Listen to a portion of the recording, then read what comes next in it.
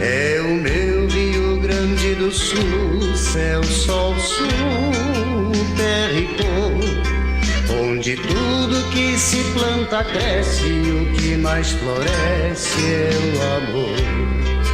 É o meu Rio Grande do Sul, céu, sol, sul, terra e cor, onde tudo que se planta cresce e o que mais floresce é o amor. Sejam bem-vindos à etapa de Porto Alegre das Jornadas Brasileiras de Relações do Trabalho, 15ª edição da série de eventos que ocorre no Rio Grande do Sul e que com o evento de hoje passou por 15 cidades gaúchas, levando a elas os maiores especialistas em relações do trabalho no Brasil. Uma realização do IBEC, Instituto Brasileiro de Ensino e Cultura, e da Comissão do Trabalho, de Administração e Serviço Público da Câmara dos Deputados. As Jornadas Brasileiras de Relações do Trabalho têm como co-realizadores a Confederação da Agricultura e Pecuária do Brasil, Confederação Nacional do Comércio de Bens, Serviços e Turismo, Confederação Nacional do Sistema Financeiro, Federação Brasileira de Bancos e o Instituto Evaldo Lodge da Confederação Nacional da Indústria. Tem como parceiro institucional do projeto a Associação dos Dirigentes Cristãos de Empresas. São patrocinadores do evento Patrocínio Platinum, Itaipu Binacional, Patrocínio Master, Caixa Econômica Federal, BB Seguros e Souza Cruz. Patrocínio Ouro, Correios, Associação Nacional dos Comerciantes de Material de Construção, Associação Gaúcha de Bancos, Agas, Associação Gaúcha de Supermercados, FEComércio São Paulo e Confederação Nacional das Cooperativas. Patrocínio Prata é da CMPC Celulose Rio Grandense, Fiergues, Federação das Indústrias do Estado do Rio Grande do Sul, Cimex, Sindicato das Indústrias Metalúrgicas, Mecânicas e de Material Elétrico de Caxias do Sul e Associação Brasileira de Shopping Centers. As Jornadas Brasileiras de Relações do Trabalho igualmente contam com o apoio institucional de mais de 30 entidades, dentre as quais destacamos a Associação Brasileira de Emissoras de Rádio e Televisão, Associação Brasileira de Rádio e Televisão, FEComércio, Federação do Comércio de Bens, Serviços e Turismo do Rio Grande do Sul, Farsul, Federação da Agricultura do Estado do Rio Grande do Sul e da Federasul, Federação das Associações Comerciais do Rio Grande do Sul. Este projeto marca o aniversário da Lei número 13.467 de 2017, que há um ano modernizou as relações de trabalho no Brasil. Com o objetivo de discutir e explicar de forma isenta e científica os aspectos que englobam a nova lei trabalhista aos operadores do direito e à população em geral, as jornadas contam com conferencistas do mais alto nível acadêmico, entre eles diversos desembargadores do trabalho e ministros do Tribunal Superior do Trabalho. As jornadas acontecerão em 20 capitais brasileiras, além de dezenas de eventos já programados no interior dos estados. O calendário completo está disponível no site www.ibecnet.com.br.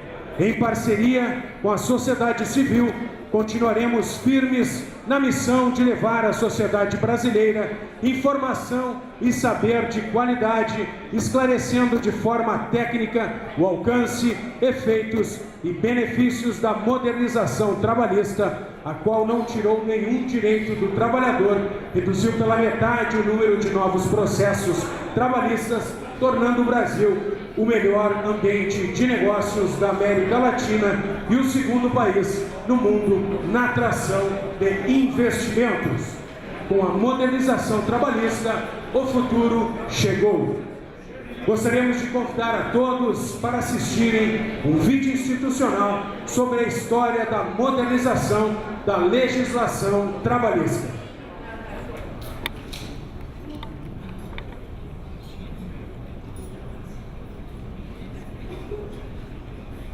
10 de novembro de 2017.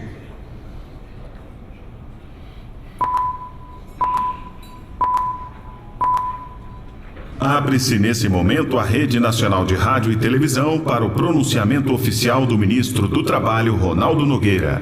Trabalhadores do Brasil, boa noite. Sejam bem-vindos ao futuro. Amanhã entra em vigor a Lei da Modernização Trabalhista, que atualiza e aprimora a CLT. –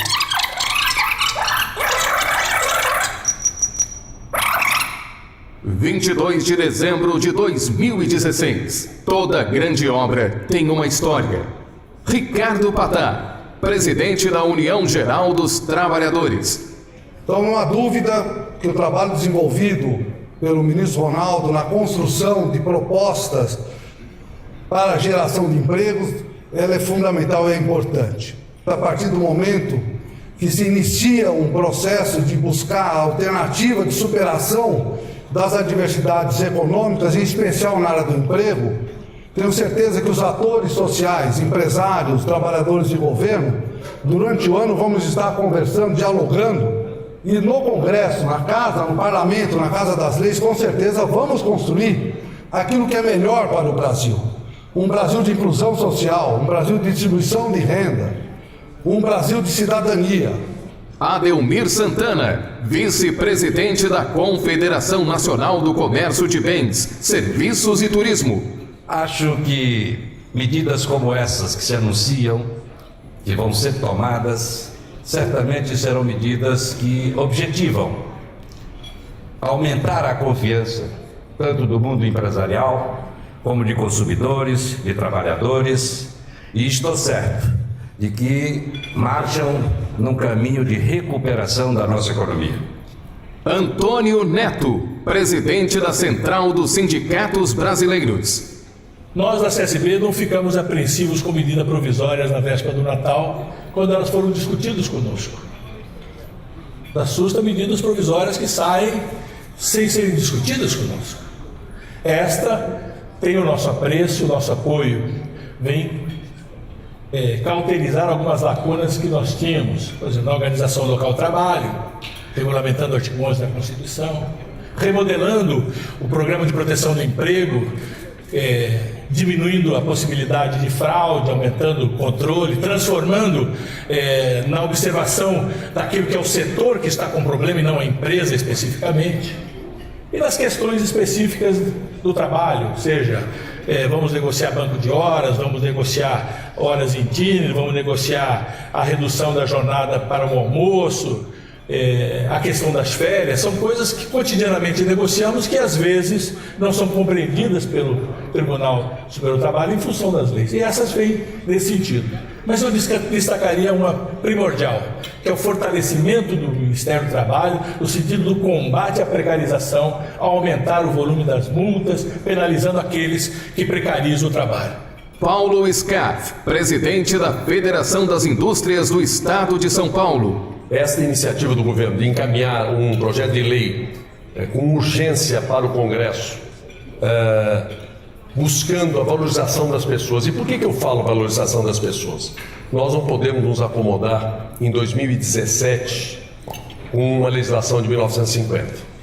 Nós não podemos achar que é correto ser obrigado a uma pessoa sair 30 dias de férias ou vender 10 dias e gozar 20 dias de uma só vez, se convier a esta pessoa, a esta família, tirar essas férias em 2 ou 3 vezes. A legislação engessada não permitia isso.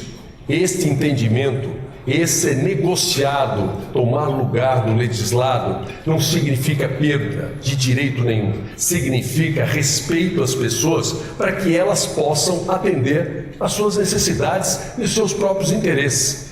Os 30 dias de férias estão mantidos. O adicional das férias está mantido.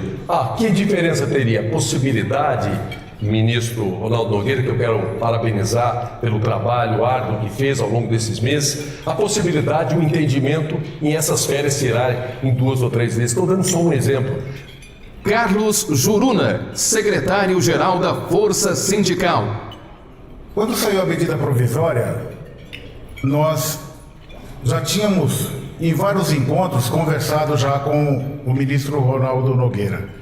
Na sexta-feira, o ministro Ronaldo Nogueira esteve conversando com a direção da Força Sindical, esteve o Sindicato dos Bancários, filiado à CUT, com a direção da CUT, esteve na CSB com o companheiro Neto, com a UGT, com o companheiro Patá, com o companheiro Calixto, da Nova Central.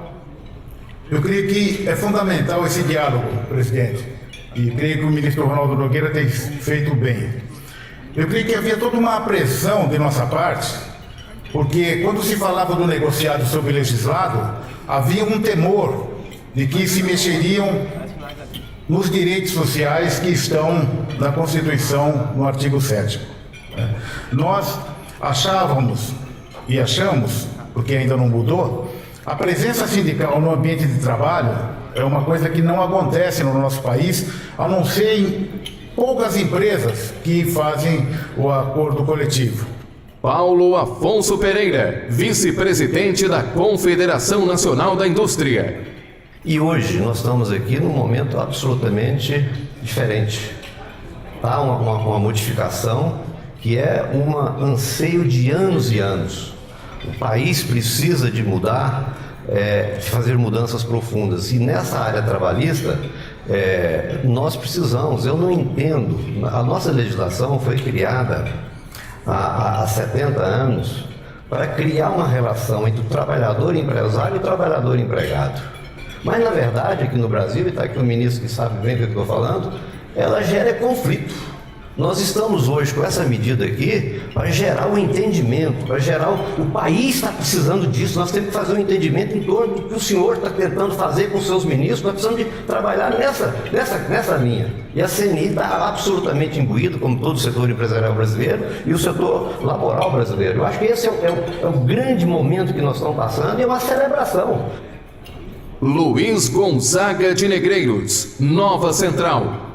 A nova central sindical apoiará todas as medidas que não haja retrocesso para os trabalhadores. Os trabalhadores, ao longo da história, se nós formos analisar, já foram escravizados, já foram, como se diz, sofridos de todos os seus direitos. Hoje o Brasil está marchando para poder organizar as estruturas, a segurança jurídica e aos trabalhadores. Porque no país caminham juntos capital e trabalho. E eu quero parabenizar o senhor Michel Temer por ter colocado um ministro do Trabalho, o Ronaldo Nogueira, uma pessoa totalmente comprometida com os trabalhadores, que tem dialogado com as centrais sindicais, com os representantes dos trabalhadores. Pacientemente ele tem construído essa unidade. Ives Gandra da Silva Martins Filho, presidente do Tribunal Superior do Trabalho. Eu só queria, presidente Temer, dizer que estou sendo testemunha aqui de um momento histórico. Ao ouvir todos os líderes sindicais, patronais, obreiros, eles estão atestando como essas medidas, provisória e projeto de lei, foram muito bem costurados pelo ministro Ronaldo Nogueira. O ministro Ronaldo Nogueira, mestre em conciliação.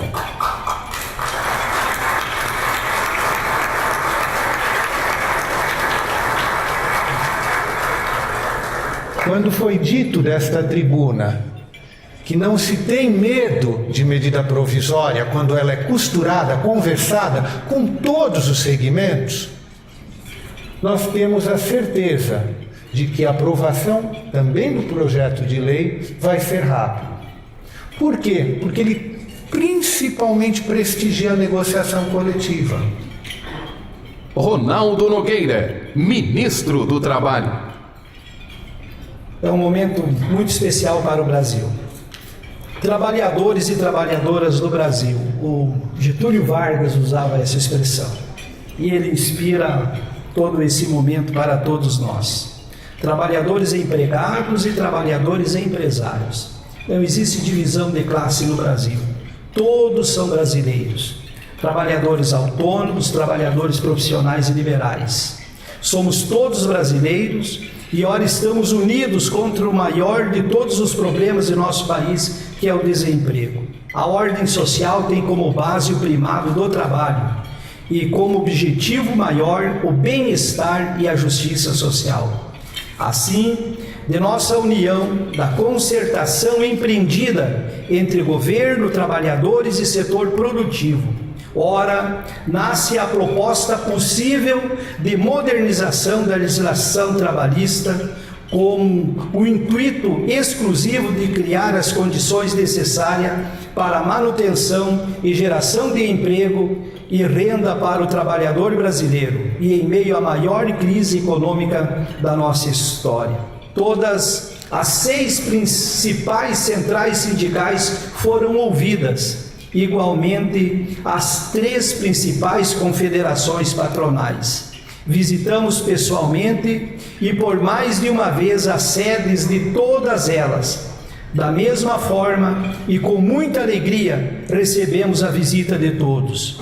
O texto ora proposto foi discutido ponto a ponto com todas as partes envolvidas, sendo que apenas pontos pacificados foram inclusos no texto. 11 de novembro de 2017, início da vigência da Lei da Modernização Trabalhista. A nova lei garante ao povo brasileiro relações trabalhistas modernas, criando as condições necessárias para o crescimento econômico. A modernização teve como base 3 eixos: consolidar direitos, promover segurança jurídica e gerar empregos. Consolidar direitos, pois direito não se revoga, apenas se aprimora. Promover a segurança jurídica, pois apenas ela traz crescimento econômico duradouro.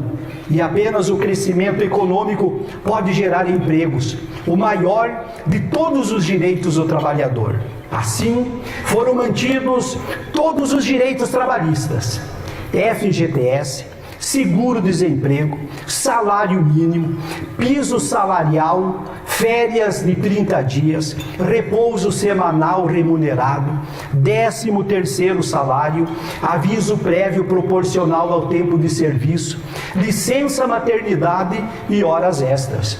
Tudo está garantido.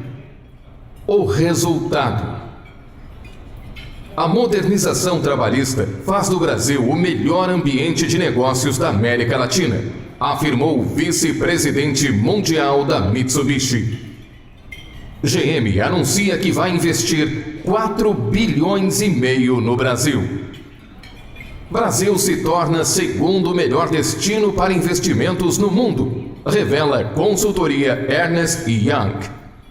Gigantes mundiais prevêem investir bilhões no Brasil em 2018, afirma a revista Forbes. Emprego formal tem melhor abril em 5 anos, com criação de 115,8 mil vagas. Setor de serviços tem melhor quadrimestre dos últimos 14 anos na geração de empregos.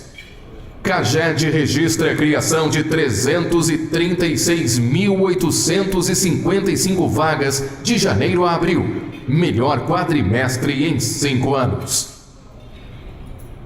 O Brasil chega agora ao século XXI e se prepara para criar novos empregos, para competir em um mundo de mudanças rápidas, para dar uma resposta aos milhares de jovens que agora passam a ter acesso ao mercado de trabalho.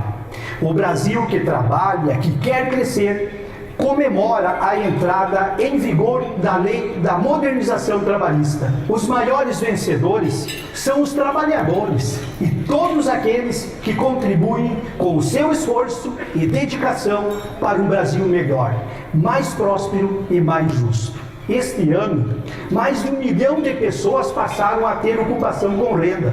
Foram criados mais de 208 mil postos de trabalho com carteira assinada. Vencemos a recessão e o emprego voltou.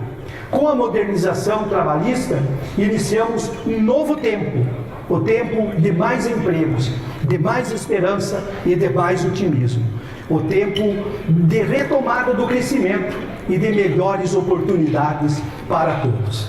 Deus abençoe o Brasil.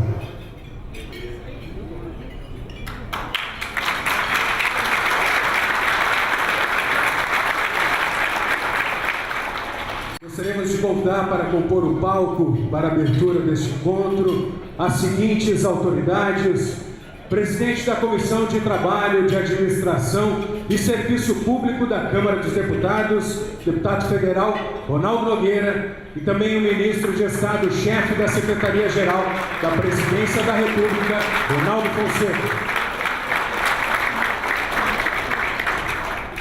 Secretário de Estado, chefe de gabinete do governador, e Denise Sequim, neste ato representando o governador José Ivo Sartori.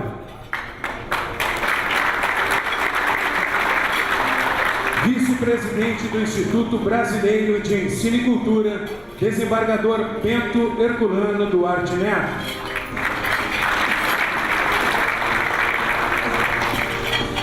Presidente da Farsul, Gedeu Pereira.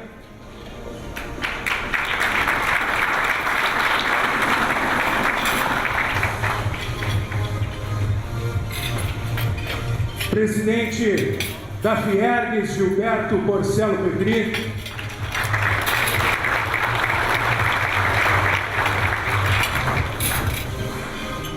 Presidente da FEComércio, Luiz Carlos Bon.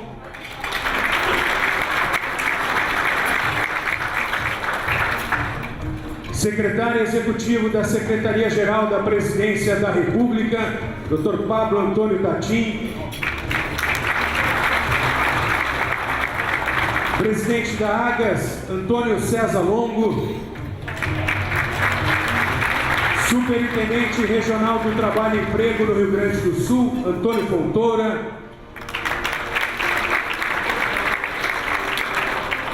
Presidente da DCE de Porto Alegre, Renê Ferreira de Oliveira.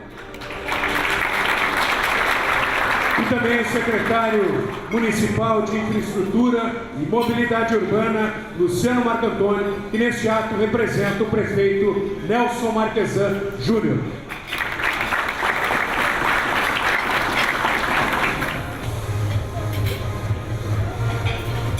Fiquem à vontade, senhores, por gentileza.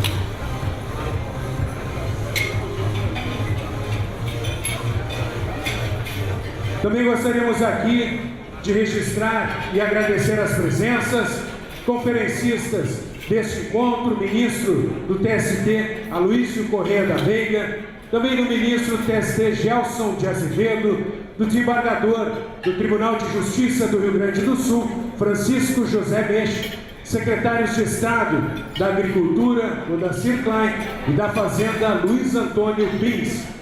Representante da Escola de Direito da PUC, vice-presidente da Federação, Dr. André Jobim de Azevedo, presidente da Academia Sul-Brasileira de Direito do Trabalho e representante da Academia Brasileira de Direito do Trabalho. Cônsules honorários da Bélgica, Cátia Pinheiro, Costa do Marfim, Oswaldo de Lório, também presidente da Câmara de Comércio Brasil-África, Equador, Fernando Quintana, Gana, Vili Starangé, Guatemala, Fernando Schuch e Romênia, Ingrid Sioba Bertuol. Ex-presidente do Tribunal de Contas e ex-deputado Vitor Facione, representante do CRA, Luiz Clipper, presidente da Junta Comercial do Rio Grande do Sul, Itacir Flores, presidente da Convenção de Pastores da Assembleia de Deus do Rio Grande do Sul, pastor Adalberto Dutra, representante da Assembleia de Deus de Porto Alegre, pastor Márcio Fabiano César, vice-presidente da Igreja Pentecostal, Ministério da Restauração, pastor Silvio Machado, presidentes e representantes de entidades de classe, Agerte Paulo Sérgio Pinto, Cindy Rádio Cristina Gadré, Cindy Lojas Paulo Cruz, Sociedade de Engenharia do Rio Grande do Sul, ex-ministro Luiz Roberto Andrade Ponte, Iargues, Leonardo Lamáquia, Lide, Eduardo Fernandes, a CPA, Paulo Afonso Pereira, Sinduscom, Aquiles Amorim, e Câmara de Indústria e Comércio Brasil-Uruguai, Marcino Fernandes. As diretorias dos veículos de comunicação, da Rede Pampa, Grupo Record, Band, Jornal do Comércio, demais autoridades aqui presentes, empresários, advogados, vice-presidentes e diretores das entidades parceiras deste encontro, senhoras e senhores da imprensa, senhoras e senhores. Convidamos o senhor presidente da Comissão de Trabalho, de Administração e Serviço Público da Câmara dos Deputados, deputado federal Ronaldo Nogueira, para dar as boas-vindas a todos.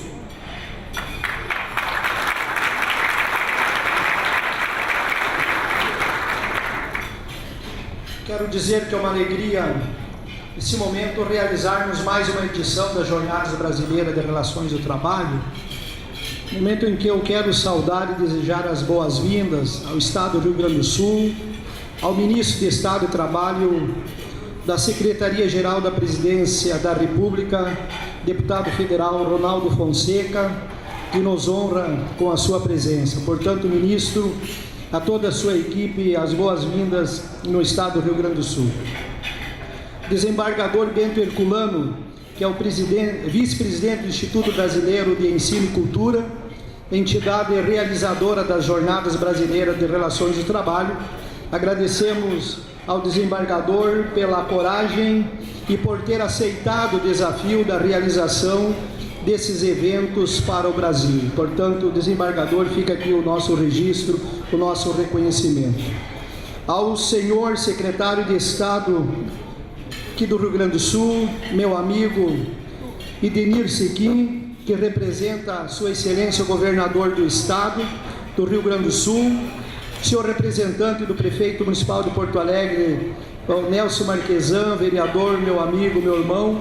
No nome desse, eu quero saudar a todos os componentes da mesa e desejar que nós possamos, nesses momentos em que ficaremos juntos aqui, contemplar tudo aquilo que será trazido por mestres, operadores do direito de uma forma isenta e técnica a respeito da legislação trabalhista e os seus impactos benéficos na sociedade brasileira. Portanto, um bom evento a todos. Obrigado. Obrigado, deputado. Convidamos para realizar a sua saudação o presidente da D7 Porto Alegre, René Ferreira de Oliveira.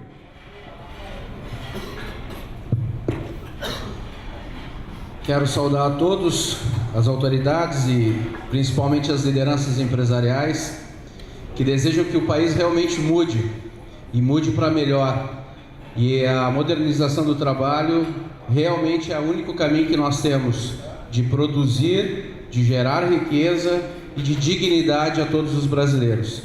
É muito importante que nós, lideranças, formemos opinião, tomemos partido das pessoas que realmente querem mudar essa realidade.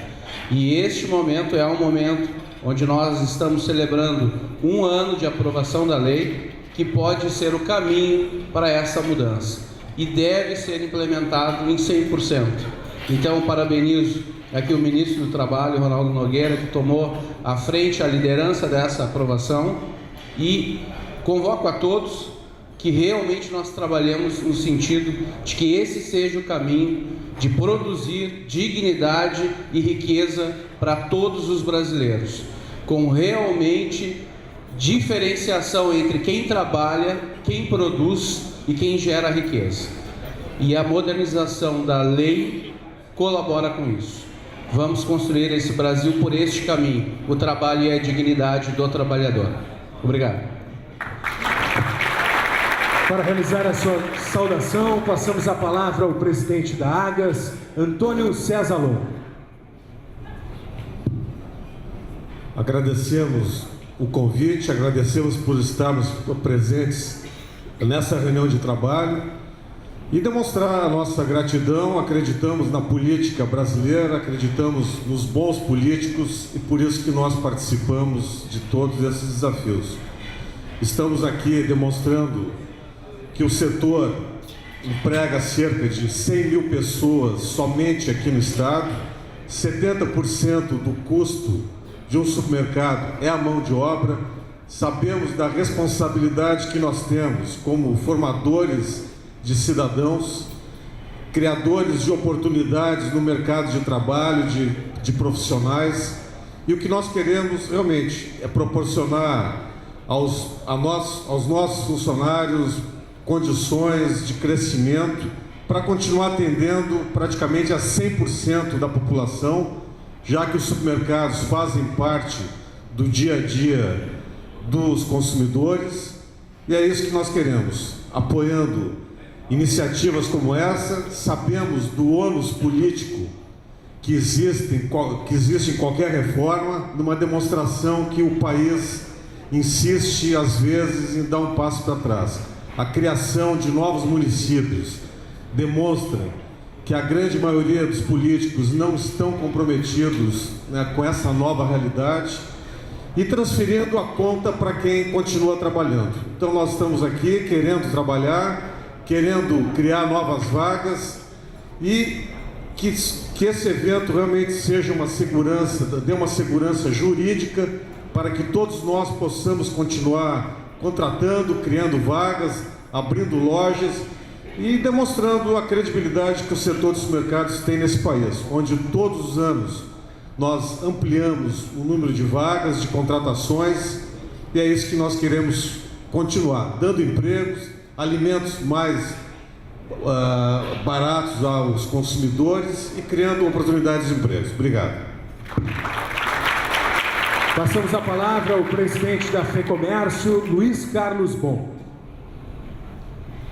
Muito bom dia a todos.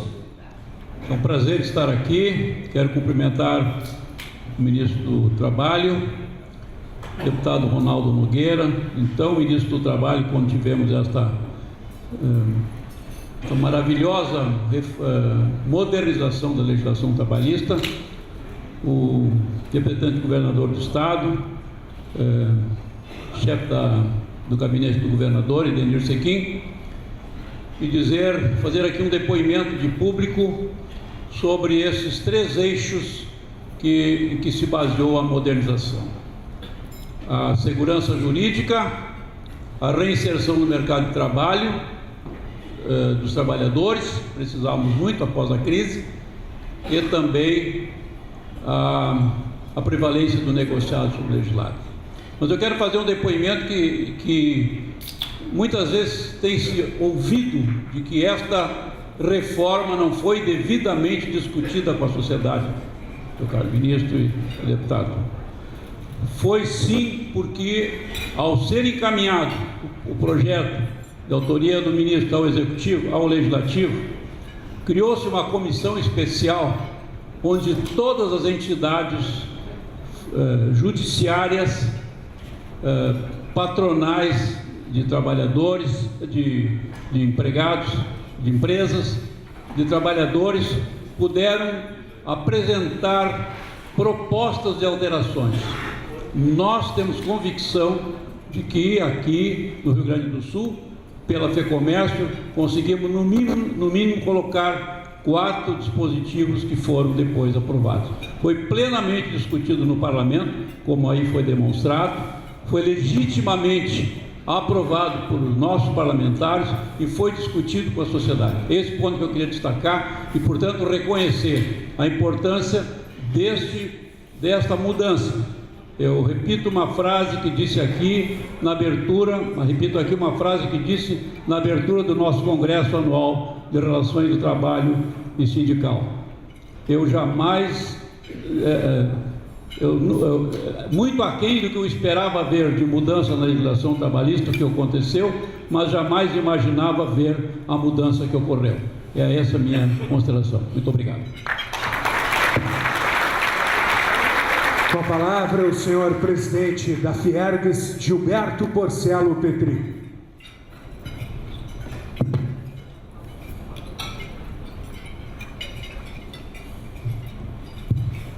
Bom dia a todos. Minha saudação ao ministro Ronaldo Nogueira, incansável batalhador para que essa reforma da legislação trabalhista, que se tornou uma modernização dela, fosse efetivada. Minha saudação ao ministro-chefe da Secretaria-Geral da Presidência da República, Ronaldo Fonseca, que muito nos honra com sua presença.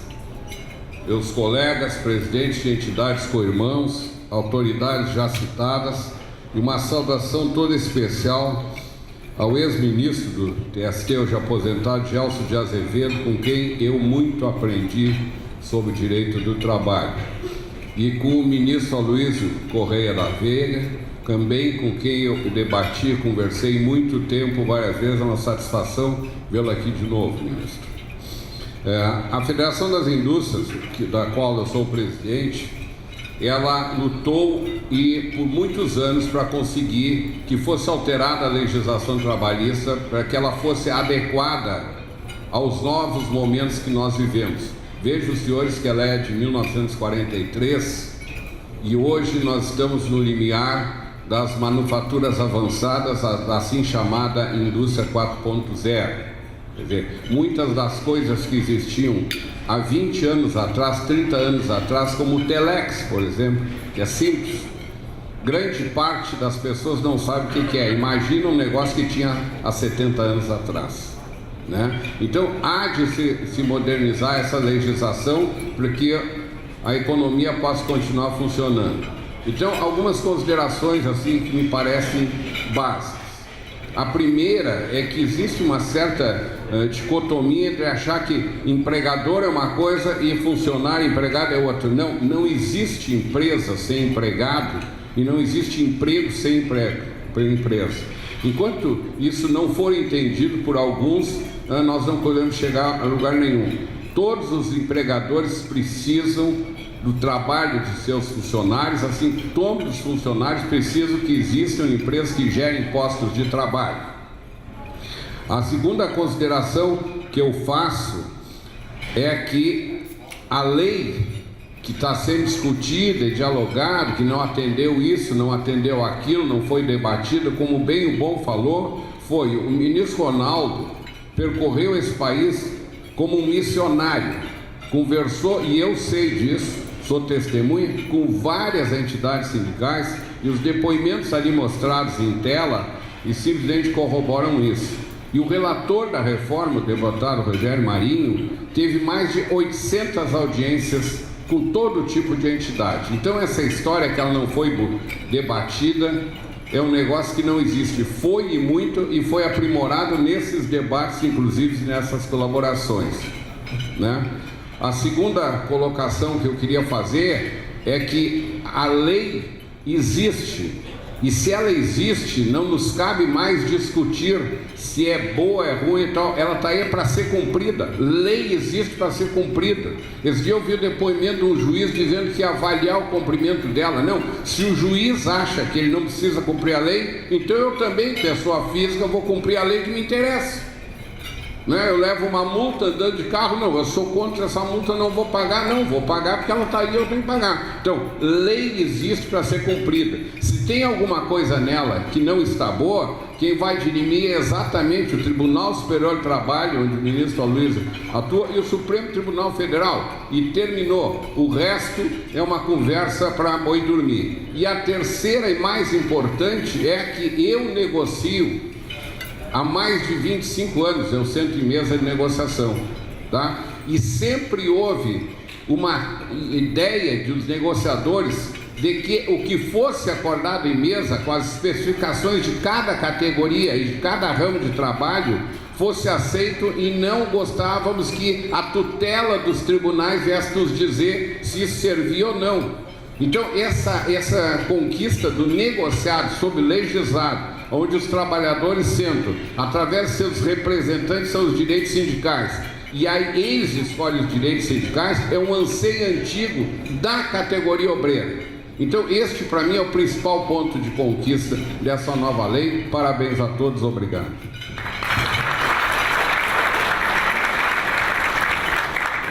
Passamos a palavra ao presidente da Farsul, Gedeão Pereira.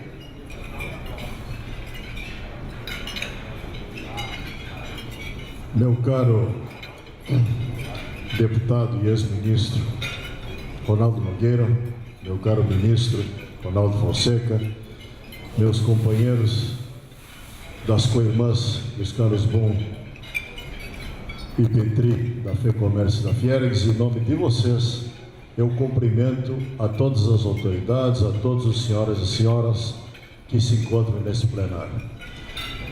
Mas, meu caro deputado, eu fiquei muito feliz ao ser recebido aqui no Sheraton por bandeiraços lá na frente.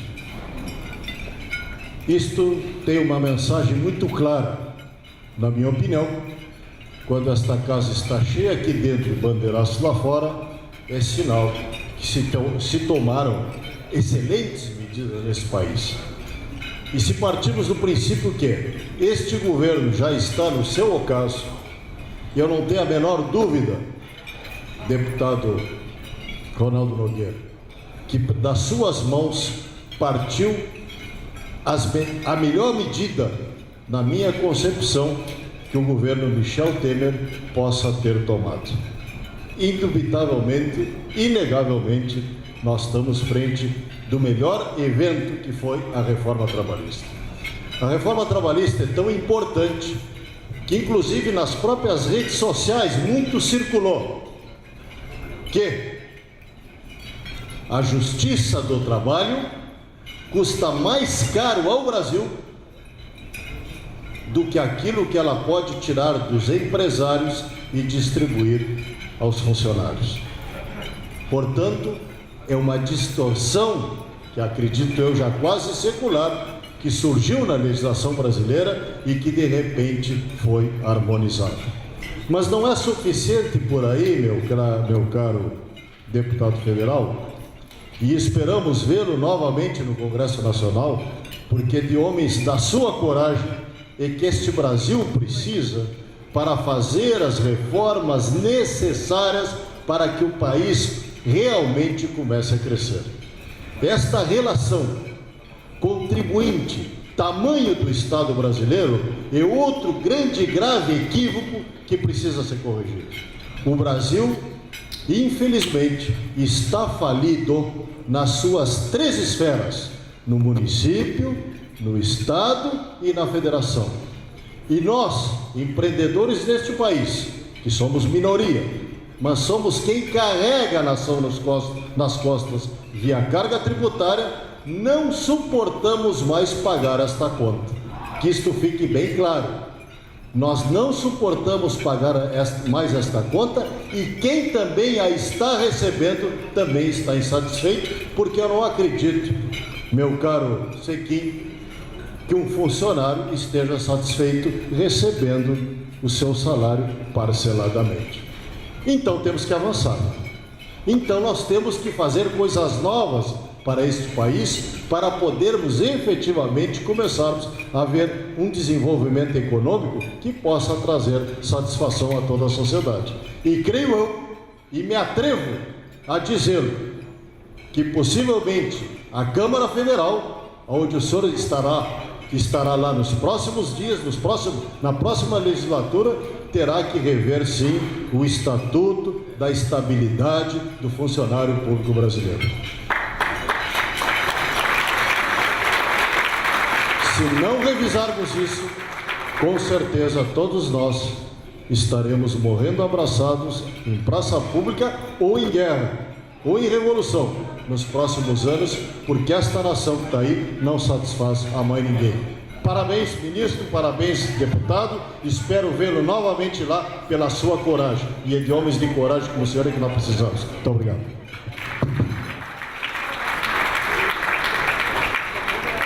Passamos a palavra ao senhor ministro de Estado, chefe da Secretaria-Geral da Presidência da República, Ronaldo Fonseca.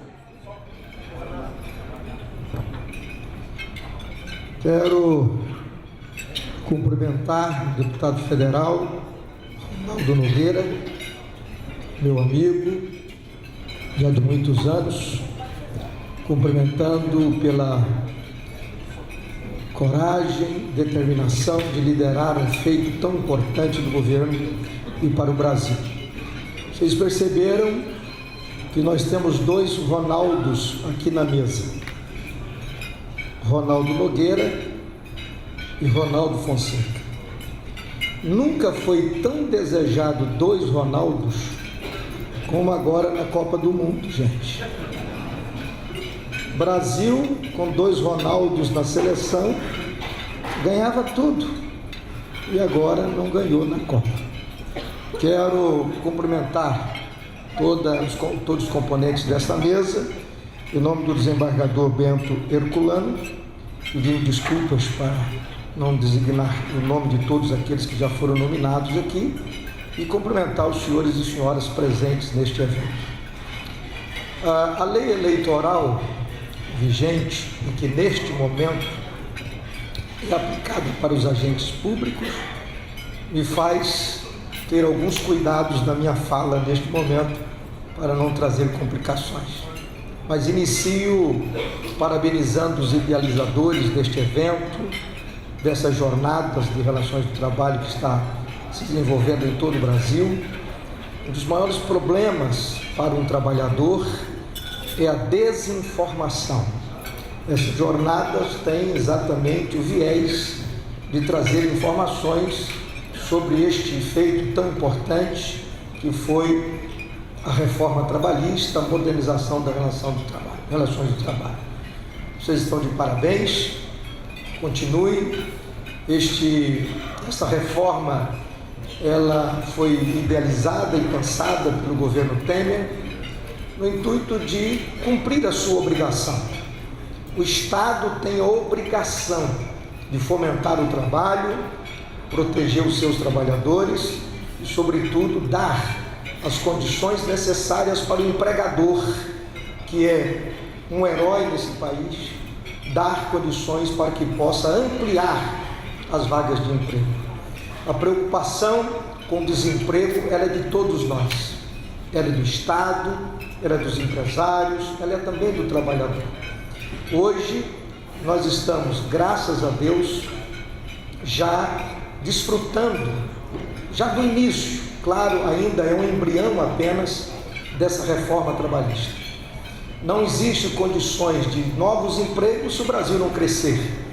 Havendo crescimento, nós já temos as bases construídas para que possamos ter dos nossos empregadores a determinação para abrir novas vagas. Isso era necessário. O Brasil estava com uma legislação atrasada, uma legislação de 70 anos, precisando exatamente de uma modernização, de uma reforma. Os cuidados foram tomados, obviamente, para proteger o trabalhador, para não lhe tirar direitos, alterar alguns direitos, mas jamais tirá-los.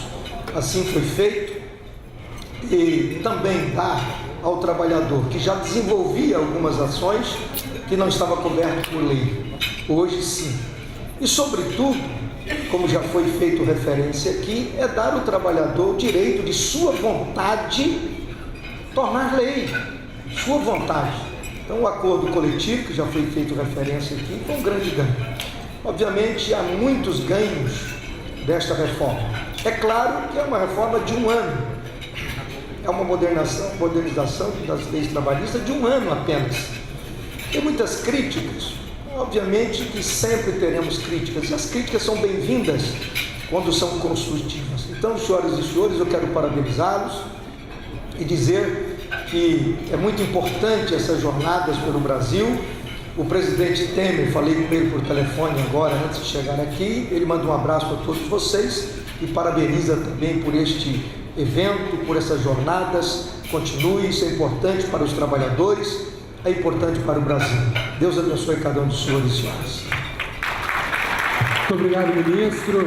Agradecendo a presença do senhor, das demais autoridades que estiveram presentes na abertura, damos por encerrado este momento do nosso evento, convidando os senhores para que ocupem os lugares reservados aqui no nosso salão. Em instantes já vamos dar início às apresentações desta edição da jornada.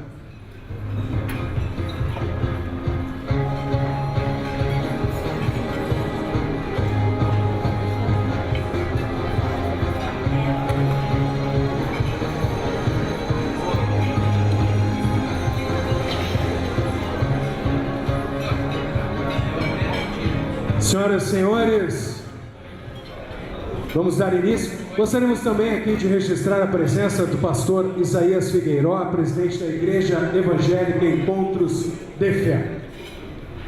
Dando início às palestras, teremos o diálogo A Ferramenta da Democracia, Perspectivas Políticas da Modernização, a ser proferida pelo senhor deputado federal Ronaldo Nogueira, que é administrador de empresas, pós-graduado em Gestão Pública pela Universidade Federal do Rio Grande do Sul.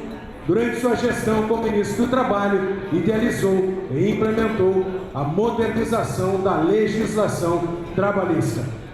Com a palavra, o senhor deputado federal Ronaldo Nogueira.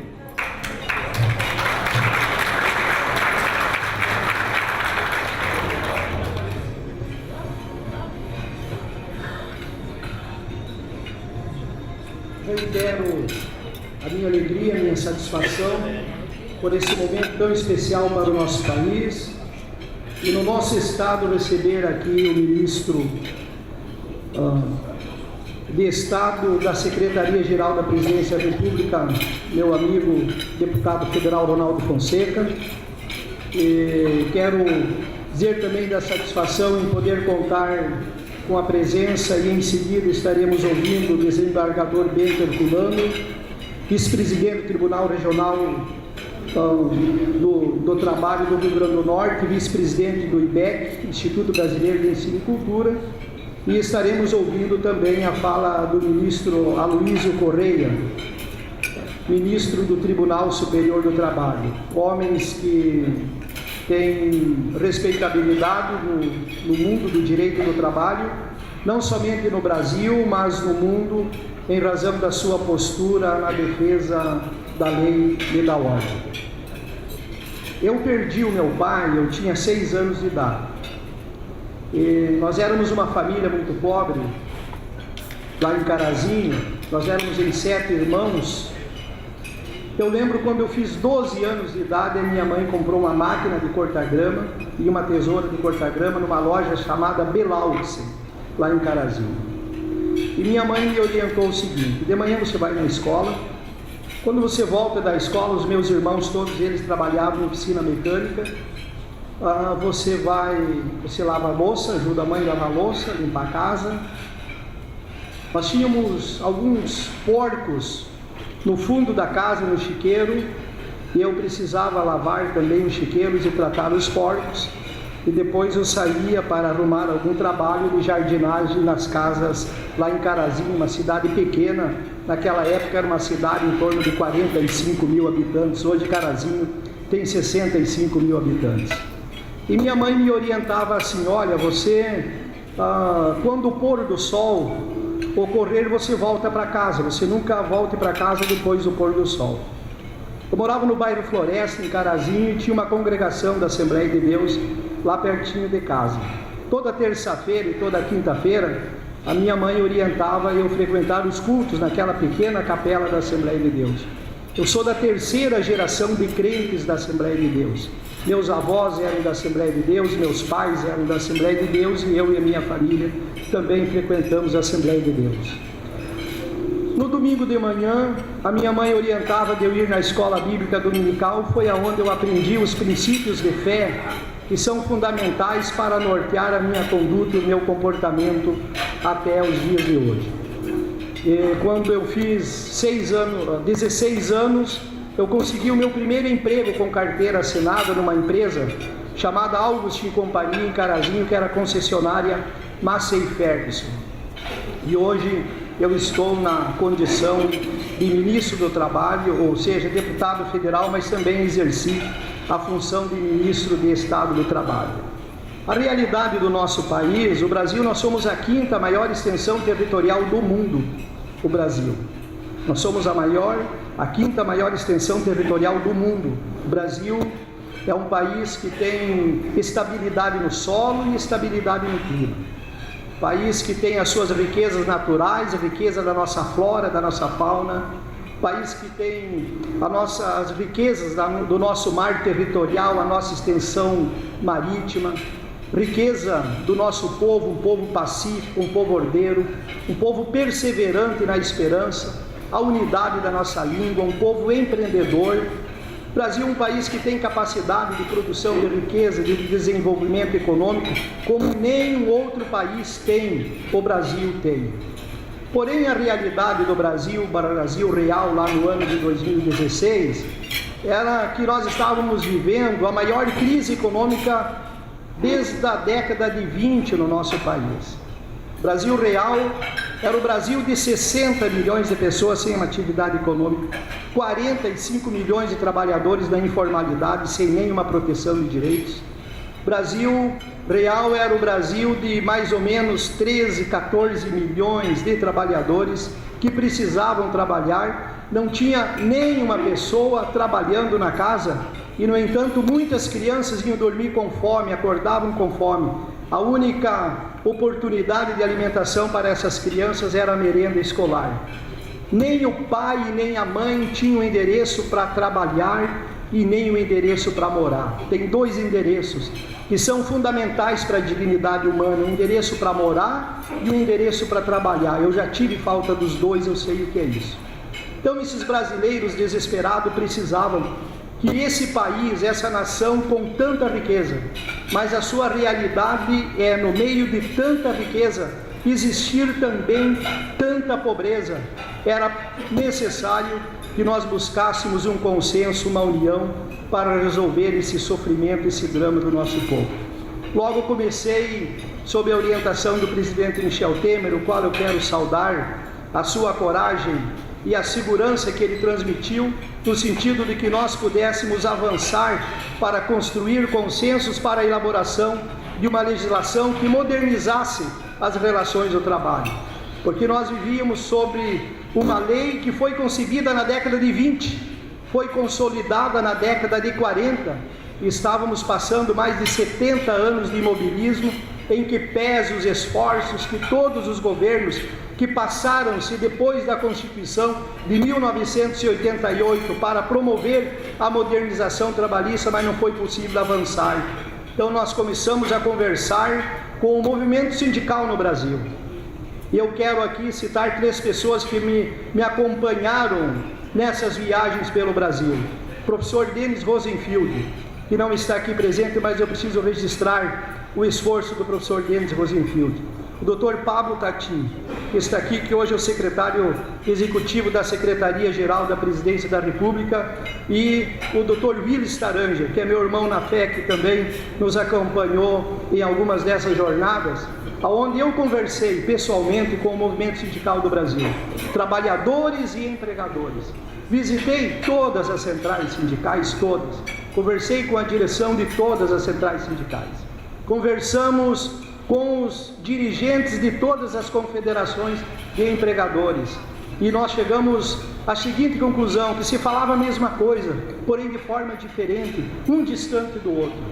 Eu lembro que eu estava num evento no Rio de Janeiro, no Tribunal Regional do Trabalho no Rio de Janeiro, e lá nesse evento tinha algumas pessoas no final se manifestando e com cartazes a exemplo do que aconteceu aqui hoje.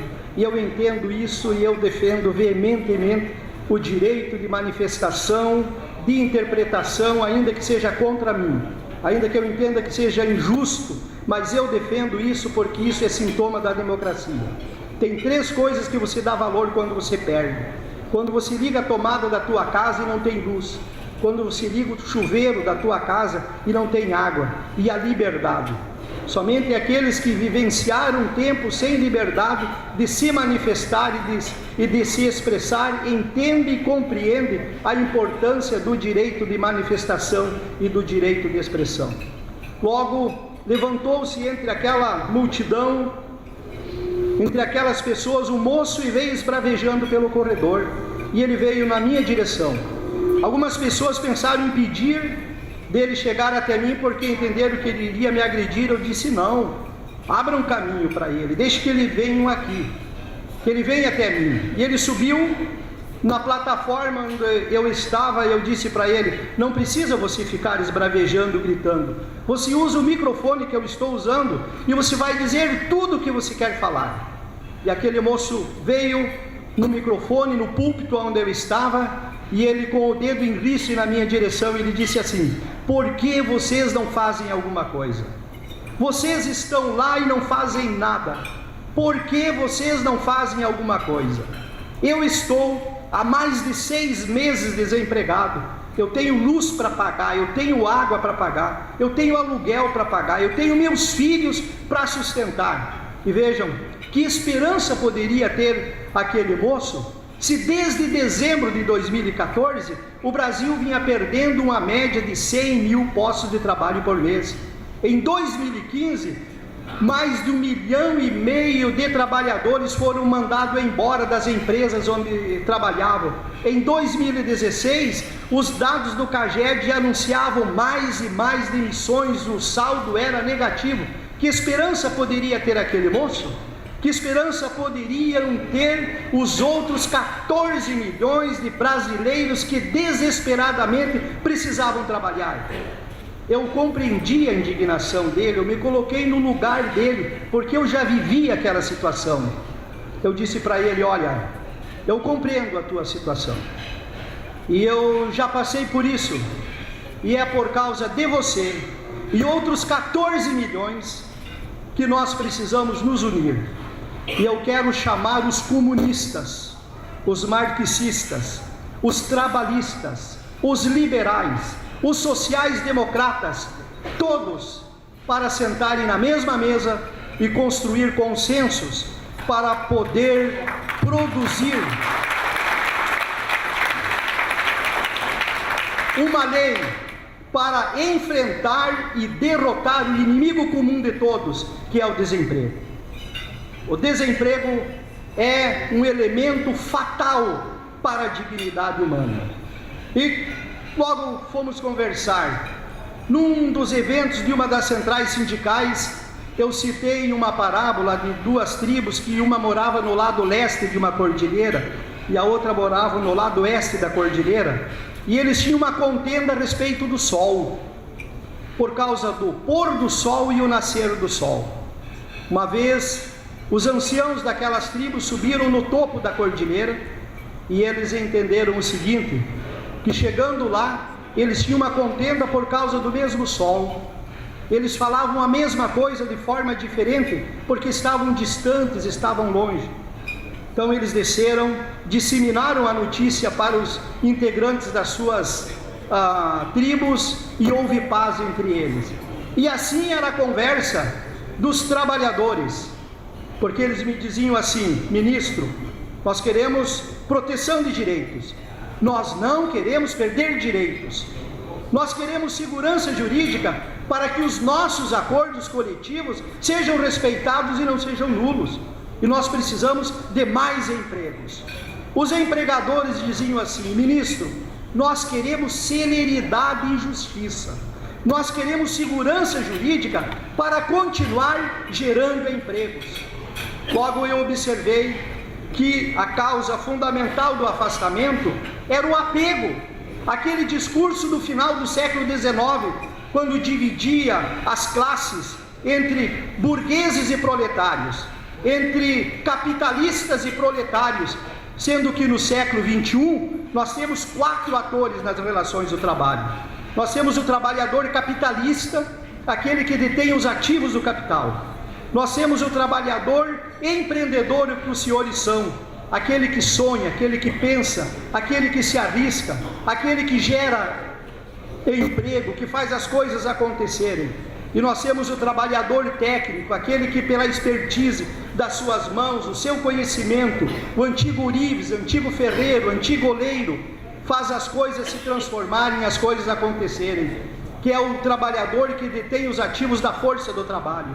E nós temos o governo que entra com a arrecadação, com a regulação, com a fiscalização e com a prestação dos serviços públicos. Não tem saída. Um tem que trabalhar para o sucesso do outro. Não dá para um trabalhar contando com a desgraça do outro, ou querer promover a desgraça do outro. O sucesso de um está vinculado ao sucesso do outro. Então nós precisávamos aproximá-los para que tivesse o entendimento que uma nação, ela se fundamenta sobre 3 eixos: segurança nacional, pela robustez das suas forças armadas, definição de competências das polícias internas.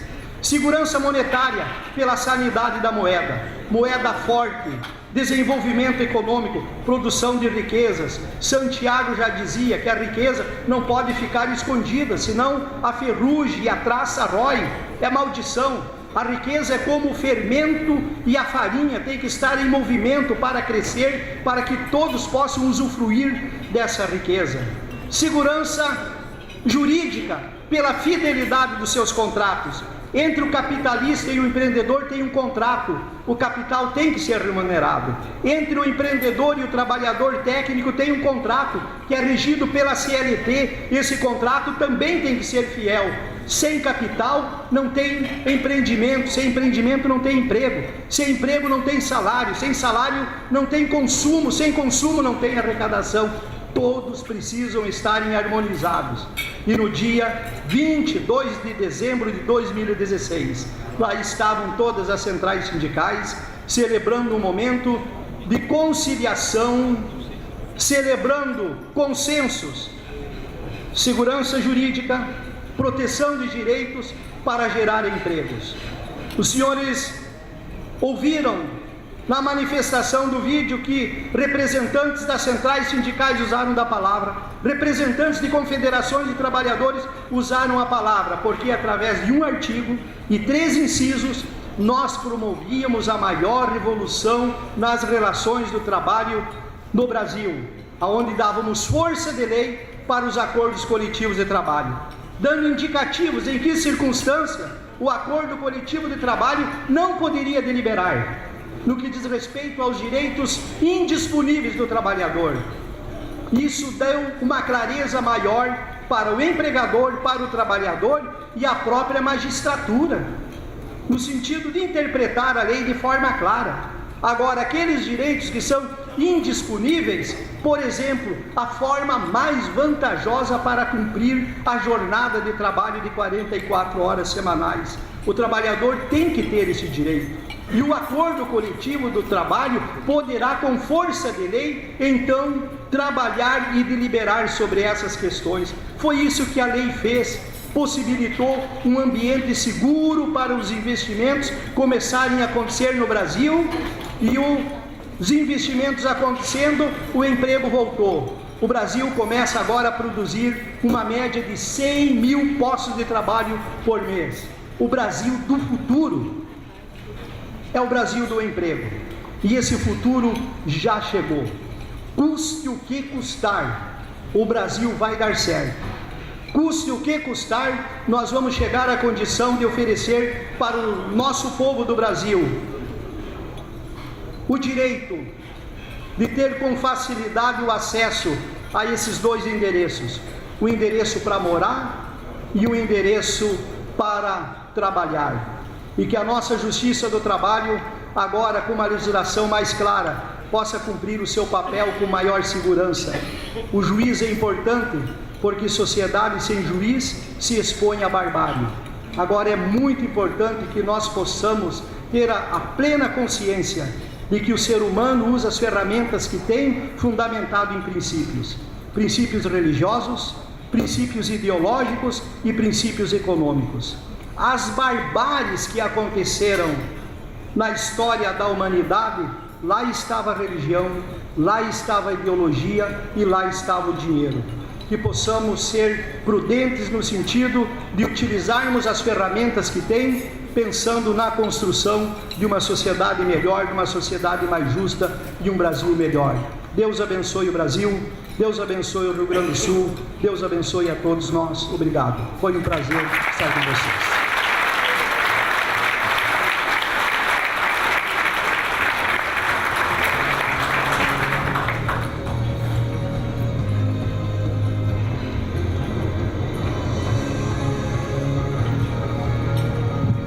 Muito obrigado, deputado Ronaldo Nogueira. Dando continuidade às nossas apresentações, teremos agora a palestra que tem como tema Perspectivas Jurídicas da Nova Lei Trabalhista, a ser proferida pelo vice-presidente do IBEC, desembargador Bento Herculano Duarte Neto, Ele que é desembargador vice-presidente do Tribunal Regional do Trabalho da 21ª Região, onde atua como ouvidor e diretor da Escola Judicial. É professor titular de Direito do Trabalho na Universidade Federal do Rio Grande do Norte e diretor da Academia Brasileira de Direito do Trabalho. É também doutor em Direito pela PUC de São Paulo. Com a palavra, o senhor desembargador Bento Herculano Duarte Neto.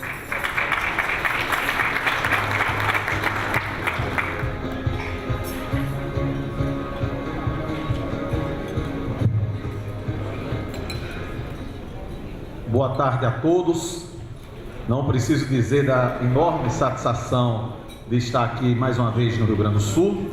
Eu tenho vínculos com o Rio Grande do Sul já antigos. Durante muito tempo fui professor da Unicinos, atualmente estou dando aula em pós-graduação, inclusive hoje na PUC aqui do Rio Grande do Sul, e sou casado com a quase gaúcha. Então, quase gaúcha porque é daquela parte de Santa Catarina, onde eles são mais gaúchos do que catarinenses. Então é sempre muito bom ir fugir do calor e chegar aqui, enfrentar o frio, que eu gosto muito, e o calor humano desse povo tão valoroso, esse povo de vanguarda que é o Rio Grande do Sul. E gostaria de saudar a todos nas pessoas do deputado Ronaldo Nogueira, do ministro Ronaldo Fonseca, os Ronaldos, e também dos ministros do TST, Aloysio Corrêa da Veiga e Gelson Azevedo.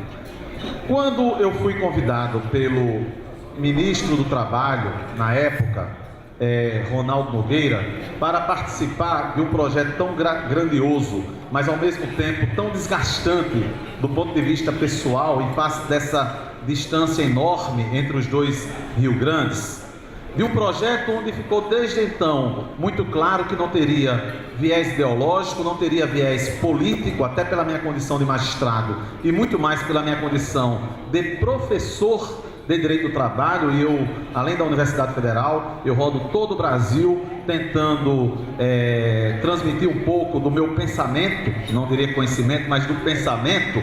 Eu fiz na certeza de que esse projeto seria de extrema utilidade para a divulgação, para o esclarecimento, enfim, para a potencialização de uma lei que transformou profundamente o sistema jurídico de relações de trabalho no Brasil.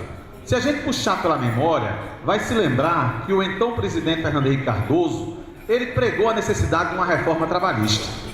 Ele fez reforma tributária, ainda que uma reforma tímida, fez reforma previdenciária, fez reforma administrativa, mas não fez a trabalhista. O governo que lhe sucedeu, que criticava tanto a proposta dele, pregou basicamente a mesma reforma, a mesma coisa, com uma ou outra modificação. Também fez algumas reformas, mas não fez a reforma trabalhista. Aí eu me lembro quando, há exatamente 31 anos, eu chegava na PUC de São Paulo, no fulgor dos meus 20 anos de idade, para fazer mestrado, e na primeira aula, o professor de Direito do Trabalho, ele dizia o seguinte: pessoal, na França, quando um empregado, ele deu exemplo dos empregados da Air France, famosa companhia aérea estatal francesa. Na Air France, o empregado, ele, durante o verão europeu, ele pode trabalhar 12, 13, 14 horas e não vai receber horas extras. Mas, em compensação, no inverno, ele não vai trabalhar todos os dias da semana, ou trabalha 4, 5 horas e mantém os seus empregos. E é isso que precisa ser feito no Brasil. E o que o professor Cássio Mesquita, ele pregava, já dizia naquela aula, era a necessidade de uma maior flexibilização nas relações de trabalho no Brasil. Que, aliás, se a gente olhar direitinho, essa flexibilização não é nenhum mito, porque a maior flexibilização que aconteceu até hoje no sistema de relações jurídicas de trabalho no Brasil foi em 1966, com o advento do FGTS, quando acabou a famosa estabilidade decenal para a enorme maioria dos trabalhadores. O FGTS foi a maior flexibilização que já aconteceu. A Constituição de 88, uma Constituição onde muitos direitos foram criados em todas as áreas, inclusive na área trabalhista, mas vejam os senhores, que mesmo naquela Constituição Cidadã, que trouxe o texto de férias, que trouxe os 40% da FGTS e por aí se vai, mas ela, no campo das negociações entre trabalhadores e empregadores, a Constituição, pela primeira vez, possibilitou a redução de salários. Não necessariamente acompanhada da redução de jornada, desde que com a autorização dos sindicatos. Autorizou a ampliação do turno de trabalho para quem trabalha em revezamento, mas desde que com a autorização dos sindicatos. Então, o eixo central da reforma que foi pregada há 30 anos no Brasil, porque aquilo que o professor Cássio dizia nada mais era do que o banco de horas, que chegou no Brasil apenas em 98, pela Lei 9601, uma lei que era para tratar de outra coisa, extravagantemente se criou o banco de horas no Brasil, em 1998, quando já era uma realidade na Europa há muito tempo, esse banco de horas. E o eixo central da reforma trabalhista é justamente, como aqui já foi dito inclusive, é nós mudarmos o sistema, onde não há mais a prevalência da legislação sobre a negociação, e sim a prevalência da negociação direta entre trabalhadores e empregadores, porque as pessoas vão de entender o seguinte: a CLT, ela foi feita em 43, é verdade, foi alterada algumas vezes ao longo do tempo, mas não de maneira estrutural. E a CLT, apesar de ser uma lei que consolidou tudo que ali estava, no seu artigo 7º, e a maioria das pessoas não tem esse conhecimento, no artigo 7º diz: não se aplica a CLT, ou seja, não se aplica a legislação trabalhista aos empregados domésticos e aos empregados rurais. E naquela época, 90% da população dos empregados eram rurais. Então foi uma lei feita para poucos. E não acompanhava, não tinha, naquele tempo, claro, não havia a evolução tecnológica de hoje. Eu embarquei da França domingo, fiquei impressionado, porque tinha estado lá há 2 anos e a alteração foi gigante. Agora, para a pessoa embarcar, um sistema de autoatendimento gigante. Isso demanda, claro, uma crise de emprego. Então nós temos que, essa função da legislação, ela não vai, claro, resolver sozinha o problema do emprego. O problema do emprego se resolve fundamentalmente com uma coisa chamada crescimento econômico, o que não passa apenas pela questão da legislação trabalhista, mas a legislação trabalhista, ela pode ajudar bastante, ela é fundamental também para que nós tenhamos esse problema da empregabilidade. E o que aqui foi feito pelo Congresso Nacional? O Congresso Nacional fez uma reforma profunda, alterando 117 dispositivos com o eixo central, negociação direta e segurança jurídica, fazendo algumas atualizações pontuais. Vou ficar apenas aqui em 2 que também foram faladas. Por exemplo, as férias poderiam ser divididas em apenas 2 vezes, agora serão 3 vezes. E isso, ao invés de atrapalhar o trabalhador, isso ajuda o trabalhador. O intervalo intra-jornada, que pode ser de 30 minutos. Ora, para o empregado é muito melhor ele ter um intervalo, ao invés de 1 hora, ter um intervalo de 30 minutos e sair mais cedo daquela empresa ou chegar mais tarde naquela empresa em 30 minutos. Então isso vai ao encontro do interesse do próprio trabalhador. Por outro lado, a reforma também atualizou quanto à realidade. O tempo aqui é muito curto, então vou tentar aqui sintetizar para os senhores. Mas na primeira aula, ministro Ronaldo Fonseca, lá na Universidade Federal do Rio Grande do Norte, eu costumo dar o seguinte exemplo para os alunos. E a primeira aula eu sou professor de Direito do Trabalho 1 na graduação. Na pós, no mestrado, sou professor de Direitos Sociais Fundamentais. E lá na graduação, eu digo o seguinte para os alunos: todo e qualquer protecionismo, se ele for excessivo, ele mais atrapalha do que ajuda. Aí eu dou exemplo dos nossos filhos. Todo mundo sabe que se você super proteger um filho, ao invés de você estar ajudando o seu filho, você estará atrapalhando o seu filho. Por isso a importância de saber dizer um não. Ora, os empregados em um mundo, em uma sociedade de comunicação, onde os empregados, mesmo aqueles mais humildes, têm um acesso pleno à internet, qualquer empregada doméstica tem o seu celular, ele não precisa ser tratado como se fosse um coitadinho. E alguns direitos, eles estavam mais atrapalhando do que ajudando. E isso a reforma resolveu. Por exemplo, as horas de percurso, as famosas horas in itinere. Artigo 4º da CLT. Toda vez que o empregador se situar em um local de difícil acesso ou não servido por regular transporte público e a condução for fornecida pelo empregador, computar-se-á como integrante da jornada de trabalho. Consequência disso, os empregadores sentiram-se desestimulados em conceder o transporte. Então, o empregado saiu ganhando com o dispositivo ou saiu perdendo?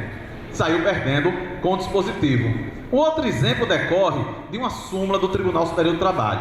Uma súmula onde houve uma grande divisão no TST, no sentido que foi uma maioria extremamente apertada, mas a súmula 277 na outra atividade, e que a reforma resolveu porque diz que não pode assim mais acontecer. O que é a outra atividade?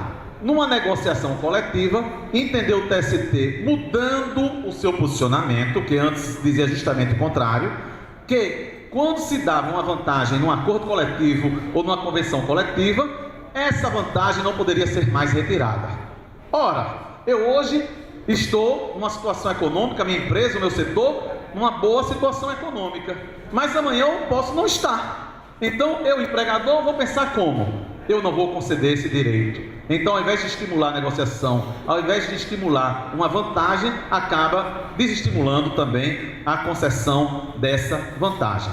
Enfim, já prometendo concluir para os senhores, nós temos que ter a honestidade também de entender que a Lei 13.467, uma lei ampla, é uma obra humana. E nenhuma obra humana, ela vai ser perfeita. Temos alguns pontos que são objeto de questionamento. As pessoas vão entendendo melhor as coisas. Nós vamos refletindo, por exemplo, trabalho intermitente. Trabalho intermitente, ministro Aloísio, quando entrou em vigor a lei, quando se pensou, eu fui um daqueles que criticou. Mas depois, melhor refletindo, lendo artigos, assistindo palestras, a gente verifica que o trabalho intermitente, na verdade, traz segurança jurídica e vai trazer para a formalidade aquilo que estava na informalidade. Abertura, às vezes, de alguns direitos que vão trazer benefícios ainda que indiretos para o trabalhador. Então a gente tem que entender que a lei pode não ser perfeita. Ajustes poderão vir com o tempo, como alguns até candidatos aí a presidente têm dito, Vamos verificar o que é bom e o que não é bom. Não podemos fugir da realidade no sentido de que a lei, ela teve um objetivo fantástico, a geração de um ambiente empresarial favorável à criação de empregos. E aí, concluindo aqui a minha fala, eu posso garantir aos senhores, enquanto membro do Poder Judiciário do Trabalho, essa história de que os juízes do trabalho não irão cumprir a lei, essa história não é verdadeira. Podemos ter um ou outro percentual mínimo de juízes que tem essa postura sectária. Mas, olha, cada macaco no seu galho. A lei é feita pelo legislador. Faz parte do sistema democrático que haja controle de constitucionalidade e que haja interpretação. O Supremo está já apreciando, já disse, por exemplo, que foi uma das grandes coisas da reforma, foi o fim do imposto sindical, e o Supremo já disse que é constitucional o fim do imposto sindical, porque numa liberdade sindical temos que ter pluralidade sindical e temos que ter o fim do imposto sindical. Mas o Supremo está apreciando a questão do acesso à justiça, o Supremo está apreciando. E o Tribunal Superior do Trabalho, os tribunais regionais do trabalho particularmente, e mesmo os juízes de primeiro grau, de maneira genérica, tem essa concepção. Às vezes uma minoria acaba trazendo uma impressão equivocada, uma concepção errada, mas eu posso garantir aos senhores, até porque a justiça que está dizendo aqui é alguém que é juiz de trabalho desde meus 23 anos. Então, eu entrei na magistratura de trabalho aos 23 anos. E digo com a maior certeza, a maior convicção, a grande maioria, a enorme maioria, praticamente mais de 90% ou 95% dos magistrados, temos os tribunais para controlar os que assim não pensam, eles sabem que temos lei. E lei é para ser cumprida. E a Justiça do Trabalho tem consciência da sua importância. A Justiça do Trabalho, ela recebe um número de processos muito grande, que diminuiu bastante, mas isso não é exclusividade da Justiça do Trabalho no Brasil. Nós temos mais de 100 milhões de processos de tramitação, sendo mais de 60 milhões na Justiça Comum Estadual. É uma outra questão, mas ela tem a sensibilidade. Porque justiça, assim como saúde, assim como educação, assim como segurança, não é feita para dar lucro. Justiça é um serviço público e é feita enquanto serviço público. E nós temos essa consciência. E, da mesma forma, eu vou aqui repetir o que o presidente Petri disse na sua fala, né? Só tem empregado se houver empregador. Só tem capital se houver trabalho. Nós temos que acabar com esse clima ideológico que há muito tempo vem permeando no Brasil, para que se entenda o seguinte: a lei foi feita, a lei deve ser aplicada. A lei não é perfeita, mas é uma lei muito boa. Então vamos deixar a lei ser cumprida, a lei fazer os seus efeitos, vamos buscar potencializar esses efeitos. E concluo de verdade com a frase de Galileu Galilei, onde ele diz: a verdade não é filha da autoridade, a verdade ela é filha do tempo. E o tempo vai dizer das vantagens que a Lei 13.467 trouxe para o Brasil, porque não é fácil ser empreendedor. Eu já tive empresas com quase 100 empregados, eu sei como é difícil ser empreendedor, particularmente no Brasil, porque a questão trabalhista é só uma ponta do iceberg. Tem a questão da burocracia, tem a questão tributária, e que tudo isso venha como um paradigma para um Brasil melhor, para um Brasil mais moderno. E naquilo que a gente puder colaborar, estará sempre à disposição, porque é um dever de todo e qualquer servidor público retribuir à sociedade aquilo que a sociedade lhe oferece. Obrigado pela oportunidade.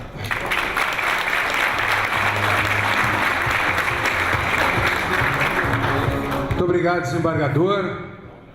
Vamos à conferência magna de encerramento da nossa jornada, que tem como tema a modernização das leis trabalhistas, um novo sistema de relações de trabalho. Nosso conferencista é o ministro do Tribunal Superior do Trabalho, Aloísio Corrêa da Veiga, ele que é professor da Faculdade de Direito da Universidade Católica de Petrópolis, integra a Associação dos Magistrados do Trabalho da Primeira Região, a Matra 1, tendo sido presidente da entidade. Membro da Academia Brasileira de Direito do Trabalho, do Instituto dos Advogados Brasileiros e da Academia Brasiliense de Direito do Trabalho. Professor honoris causa da Universidade Católica de Petrópolis, no Rio de Janeiro. É ex-diretor da Escola Nacional de Formação e Aperfeiçoamento de Magistrados de Trabalho e é conselheiro do CNJ. Com a palavra, o senhor ministro Aloísio Corrêa da Veiga.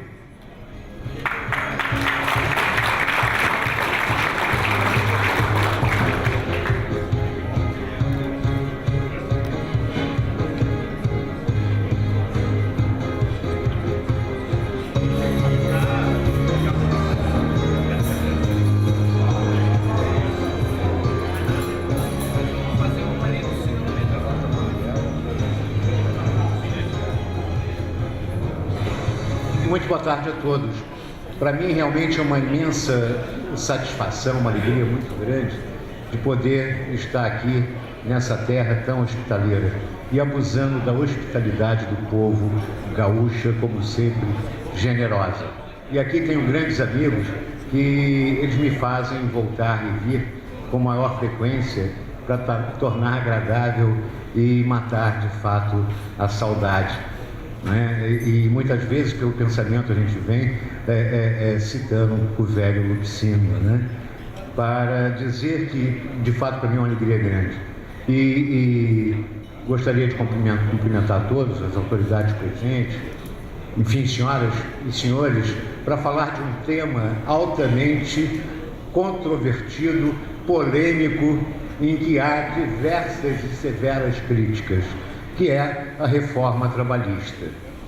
Naturalmente, a reforma trabalhista e a mudança da legislação do trabalho Claro que causou, causa e causará diversas manifestações, várias críticas que precisam ser naturalmente crescidas, na medida em que, através do diálogo, que nós vamos conseguir melhorar essas condições sociais que tanto nos afligem.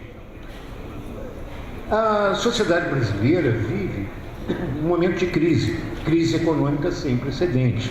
Nós temos, na realidade, temos até então, um desemprego de 14 milhões de pessoas, um contingente de mais de 20 milhões de subempregados na informalidade. Temos 11 milhões de pessoas que estão naquela fase que nem trabalham nem estudam.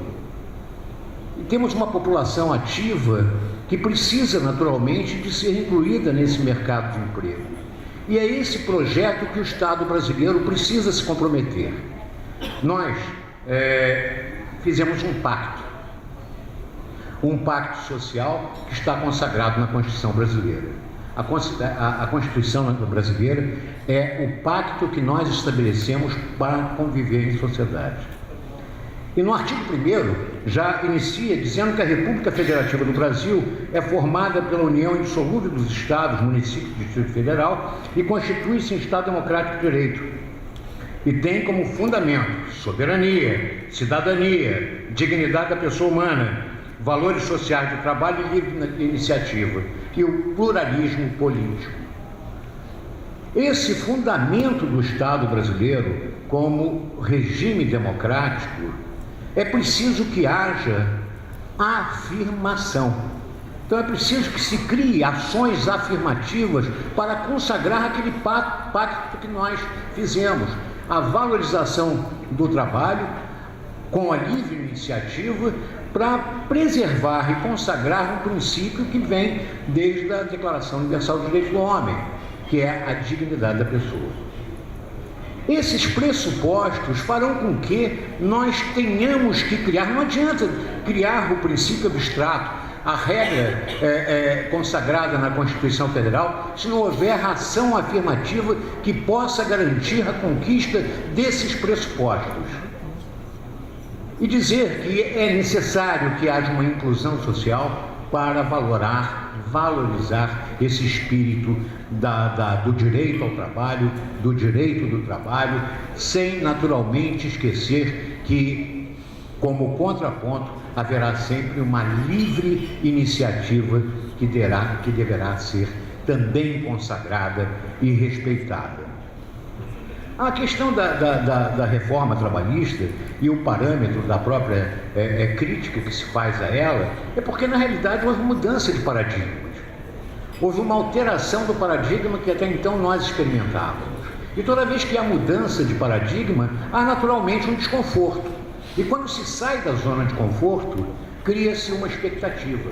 E essa expectativa é de contrariar exatamente aquilo, sem naturalmente fazer uma reflexão sobre o texto da lei e sobre o alcance dela dentro desse processo. E, na realidade, o que pretendeu e qual foi o objetivo da reforma trabalhista? Primeiro, incentivar a negociação coletiva. E segundo, de atualizar mecanismos que pudessem combater a informalidade. E dar efetividade ao artigo 11 da Constituição Federal.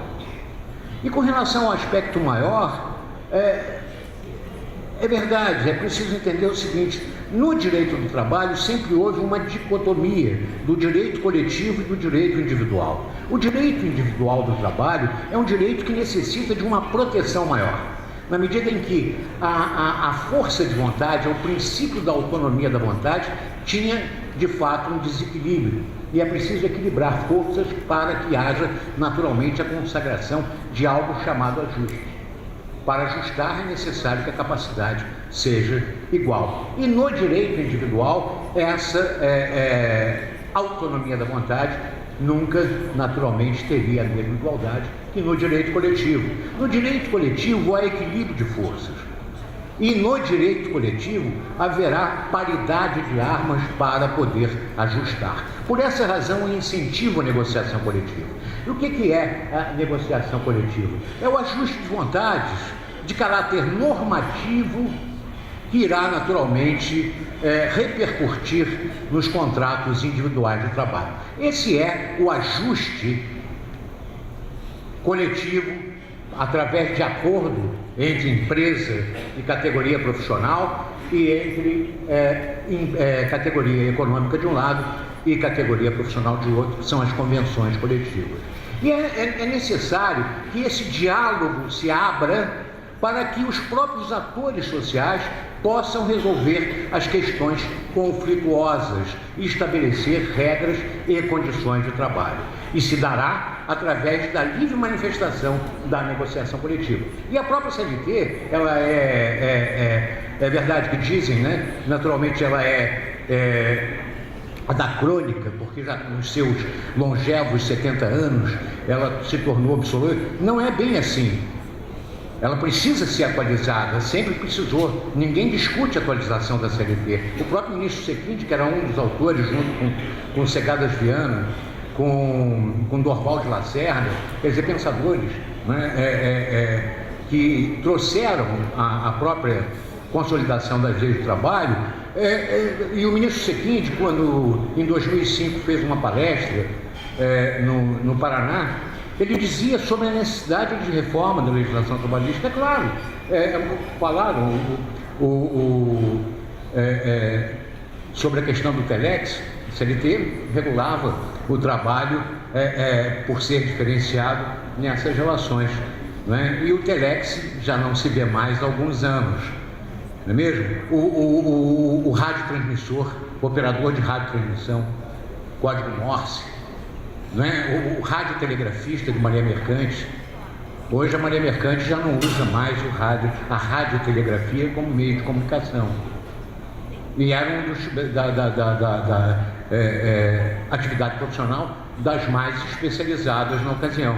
Então, é claro, essa mudança da sociedade necessita de um aprimoramento e de uma afirmação da lei e de uma modernização da lei.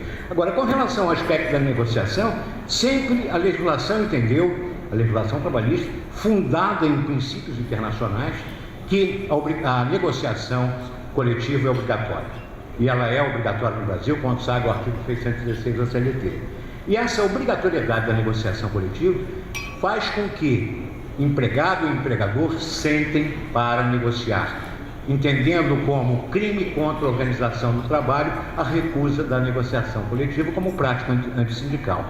Então é preciso mudar a zona de conforto, estabelecer representatividade dos sindicatos na discussão. E não é só sindicato profissional, não, sindicato patronal também, não é? Porque eu presidia a sessão de dissídio coletivo do Rio de Janeiro, numa certa ocasião, já há muito tempo, e quando se havia um dissídio coletivo em que se estabelecia audiência de conciliação, a empresa era representada pelo chefe do pessoal, que tinha um interesse conflitante para poder negociar. E o presidente do sindicato não tinha a menor noção do que era a categoria profissional, porque nós somos frutos de um modelo sindical, esse sim anacrônico, porque é fundado, no princípio, até trazido por Vargas no Estado Novo, né? De criar um modelo sindical em que houvesse uma intervenção do Estado para que ele pudesse controlar exatamente a força da classe trabalhadora e da classe econômica. E assim o fez, financiando o sindicato. Então, nós chegamos à conclusão que no Brasil o sindicato era um modelo, tanto sindicato profissional quanto patronal, em que não precisava de associado, porque o dinheiro entrava. O financiamento era pelo Estado, através de um dia de salário de cada trabalhador no Brasil. Então, esse financiamento do modelo sindical brasileiro pelo Estado fazia com que ele interviesse nessas relações. E a representatividade ficasse relegada no plano secundário. E essa representatividade é que a mudança de paradigma vai obrigar a trazer uma responsabilidade de negociação, através de um movimento sindical capaz de atrair a categoria como sócios, como com filiação associativa, porque hoje nós temos uma situação interessante. Apenas tão somente 16% da categoria profissional é associada do sindicato. E nós temos uma outra qualidade fantástica, porque talvez seja o único país do mundo em que há o maior número de representação sindical. Nós temos 17 mil sindicatos. Temos 14 centrais sindicais, centrais únicas de trabalhadores. Então, na realidade, é preciso entender o seguinte, que precisa haver algo chamado representatividade. E 16% apenas da categoria profissional é associada do sindicato, porque não precisa ser associado também, porque todo e qualquer benefício ou conquista da categoria profissional é estendida a associado e não associado. E com relação ao aspecto da história, é que associado, quanto mais associado tiver um sindicato, pior é para ele, porque associado quer votar, quer ser votado, né? Quer gabinete dentário, quer serviço médico, quer sede social, enfim, reivindica e naturalmente e participa das assembleias, coisa que na atualidade não existe. A representação sindical sempre foi um feudo no país, né? Transmitidas a herdeiros e sucessores. Então, na realidade, essa negociação coletiva é preciso que traga a responsabilidade de todos para que haja êxito nela. E esse êxito na negociação coletiva é que dará legitimidade e qualidade às condições estabelecidas de trabalho.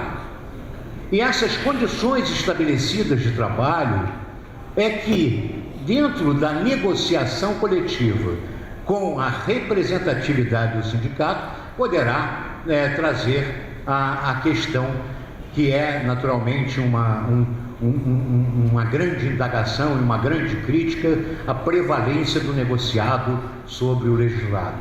Essa prevalência do negociado sobre o legislado não é algo também de uma novidade incrível, porque a prevalência do negociado sobre a lei haverá quando eu puder ajustar.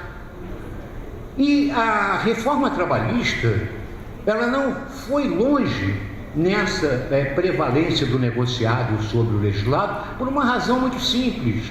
Nós temos um pacto, volto a repetir, que é a Constituição Federal. E ela estabeleceu como direitos sociais, não é, com regras até que não podem ser modificadas, com cláusulas pétreas, no artigo 7º, 34 incisos de direitos dos trabalhadores urbanos e rurais. São 34 incisos de direito protetivo do artigo 7º, de cláusulas pétreas, de normas imperativas, cogentes. Logo, não se pode modificar por ajuste. E a reforma trabalhista não se distanciou dessa parte, porque só há possibilidade de negociar aquilo que é disponível. Se não houver disponibilidade do direito, eu não posso negociar. Então, há regras imperativas, cogentes, não haverá possibilidade de negócio, de negociação coletiva.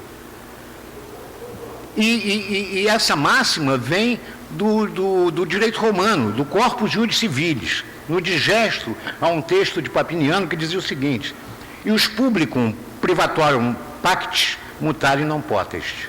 Então, a ordem pública não pode ser alterada por vontade das partes.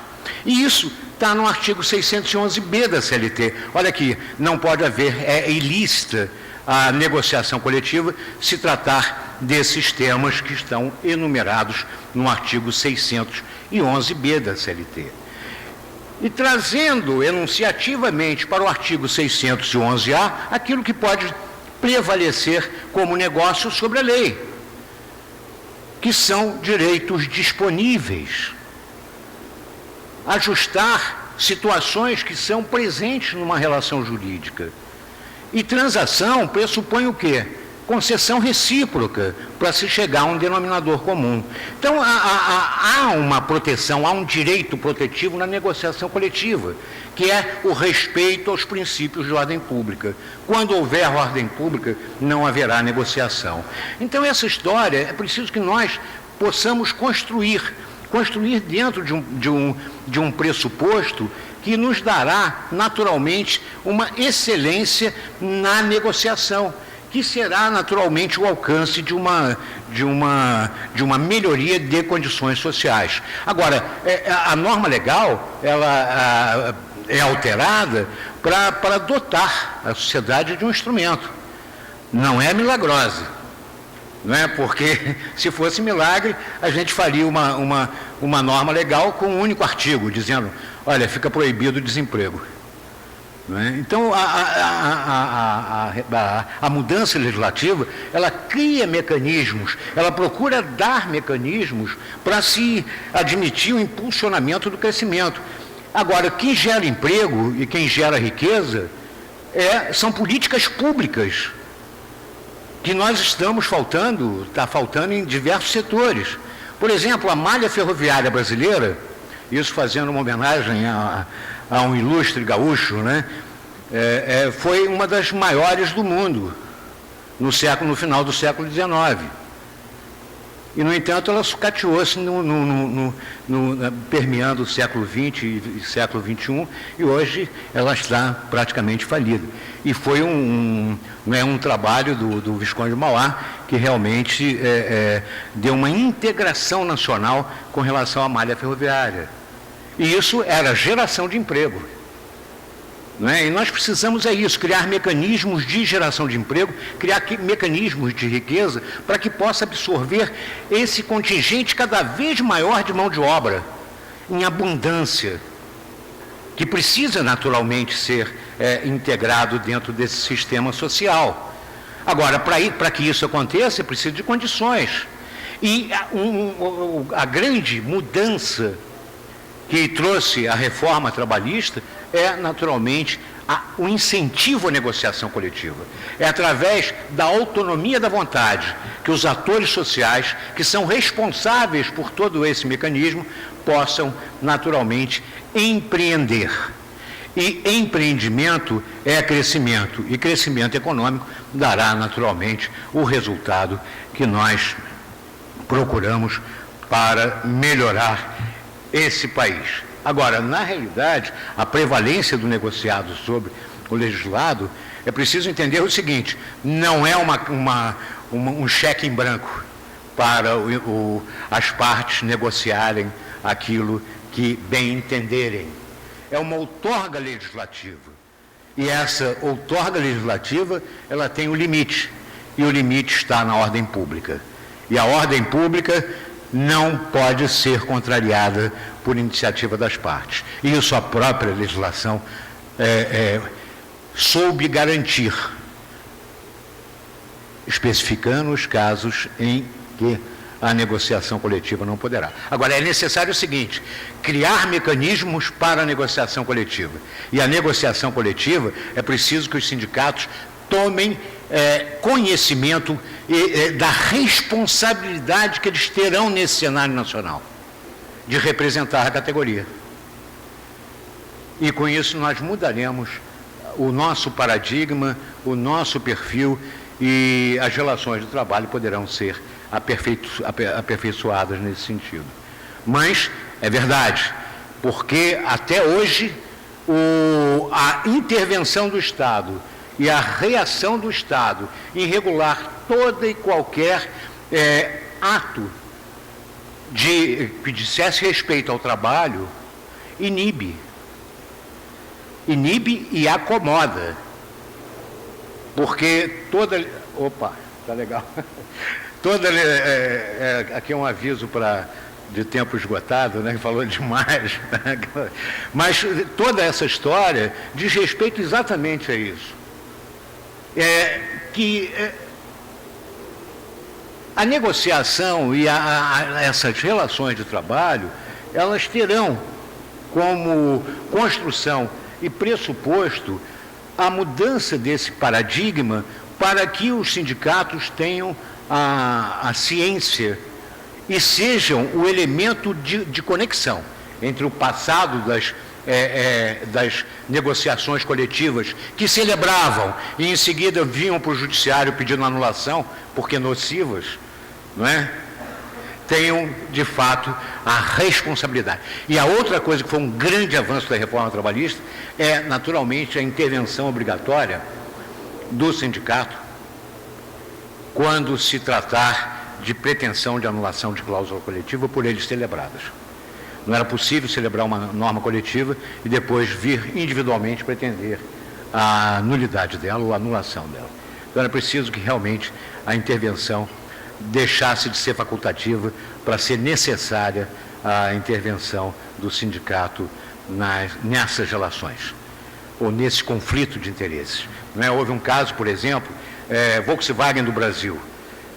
Ela estabeleceu, porque havia uma pretensão de ordem da categoria, uma participação nos lucros, e essa participação nos lucros num valor significativo.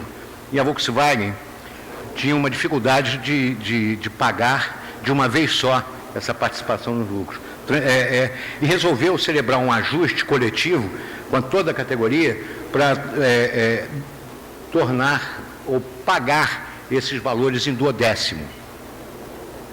E havia uma norma legal que impedia pagar em duodécimo. Se pagar em duodécimo é salário íntegra. Era o que dizia a própria lei. Mas as partes resolveram estabelecer para poder receber um valor maior. E assim fizeram. Muito bem, bastou celebrar o acordo, começou a chover ações na Justiça do Trabalho individuais, pretendendo a nulidade daquela cláusula coletiva e a prevalência da lei, que dizia que era salário e não participação nos lucros. E isso provocou uma proliferação de ações que, no primeiro grau, em São Paulo, no Tribunal Regional, e até chegar ao Tribunal Superior do Trabalho. E depois o próprio sindicato ajuizou ações pretendendo a nulidade. E o tribunal, por fim, concluiu que era válida aquela cláusula, mesmo que a lei dissesse, diante da especificidade do ajuste coletivo, porque era benéfica às partes. E então, a prevalência do negociado sobre o legislado, já houve manifestação sobre isso. Não é? Por exemplo, o caso BESC, o famoso caso BESC. O caso BESC foi um ajuste coletivo que celebraram o Banco do Estado de Santa Catarina, em que fizeram um PDV, e esse PDV, com um valor específico, bem mais alto, mas que aquele que aderisse ao PDV rompia o contrato de trabalho com quitação geral do contrato de trabalho extinto. E a jurisprudência oscilou terrivelmente sobre isso, dizendo o seguinte: olha, quitação não pode ser geral e restrita, porque o parágrafo 2º do artigo 477 da CLT impede. Tem que ser por parcela. Não tendo parcela, a quitação genérica, ela não pode prevalecer. E assim foi construindo a jurisprudência, até que chegou ao Supremo Tribunal Federal, em acórdão da lavra do ministro Luiz Roberto Barroso, dizendo o seguinte: olha, tem que prevalecer sim, porque o ajuste das partes foi um ajuste coletivo, teve validade, e por isso que ela não está restrita ao parágrafo 2º do 477 da CLT, criando a interpretação da prevalência do legislado, do negociado sobre o legislado. Então, essas novidades todas trazidas para a lei, apenas ela concentrou ali na lei aquilo que já era um fato. E que, naturalmente, havia, de fato, como ainda há, a oscilação da jurisprudência na interpretação da norma legal. Por essa razão que houve o pronunciamento do Supremo Tribunal Federal. A outra também foi do Supremo Tribunal Federal, o caso da usina Olhos d'Água, em que havia uma negociação em que eles tiravam as horas in itinere e davam, em compensação, outras conquistas, como correspondência. E o tribunal, a jurisprudência do Tribunal do Trabalho entendeu: não, mas espera aí, não é assim. né? Se a lei diz que tem que pagar as horas inícias, eu não posso suprimir, porque eu estaria contrariando a lei. E assim foi feito. Ao chegar ao Supremo Tribunal Federal, um acórdão da lavra do ministro Teorido Zavascki trouxe como conteúdo exatamente a resposta de que aquela correspondência e aquelas garantias trazidas como compensatórias teriam que prevalecer, sob pena de se anular todo o ajuste coletivo, que é o que consagra agora. Olha aqui, ó, se anular o ajuste, tem que anular as compensações também trazidas. Então, são coisas que nós temos que crescer e mudar aquele parâmetro e aquele paradigma de que nós somos o destinatário da norma legal, ou da benesse do Estado, de o Estado chegar e solucionar todo e qualquer conflito de interesse.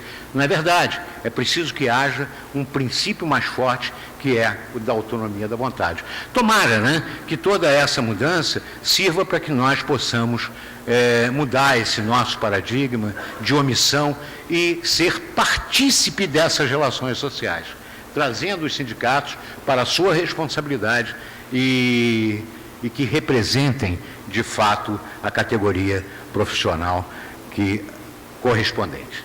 Senhores, muito obrigado, agradeço muito a atenção. Obrigado, hein? Muito bom. Tudo que se planta cresce, o que mais floresce é o amor. É o meu Rio Grande do Sul, céu, sol, sul, território, onde tudo que se planta cresce, o que mais floresce